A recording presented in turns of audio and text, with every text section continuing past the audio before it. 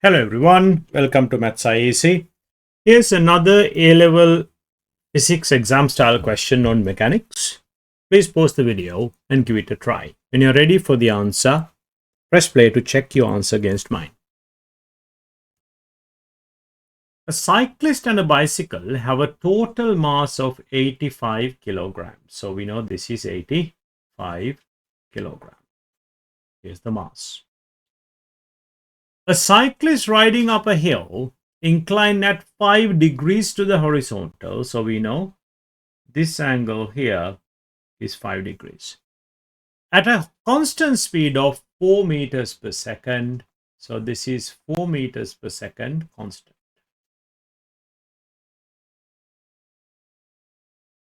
Total resistive force acting on the cyclist and the bicycle is 30 newtons. So there is a 30 newton force acting in the opposite direction. Calculate the component of the cyclist's weight acting down the slope. Now, we know the weight here is acting this way. That's mg. And the component acting down the slope this way is mg sine theta. So, to show exactly why this is sine theta, so this is mg. If this angle here is theta, this is 90 degrees, that will be 90 take away theta. Vertically opposite angles are equal, so this is also 90 take away theta. This one here is 90 degrees, so obviously this one is theta. Now you can see this is mg, and you take the component going away from the angle this way, so that's mg sine theta. So let's do the answer for part A.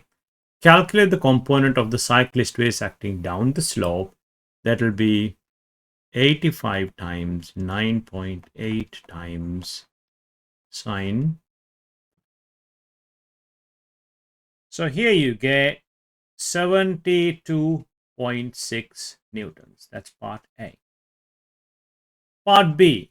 Calculate the total force that must be provided by the cyclist to maintain constant speed. Now the idea is, to maintain a constant speed, the resultant force must be 0.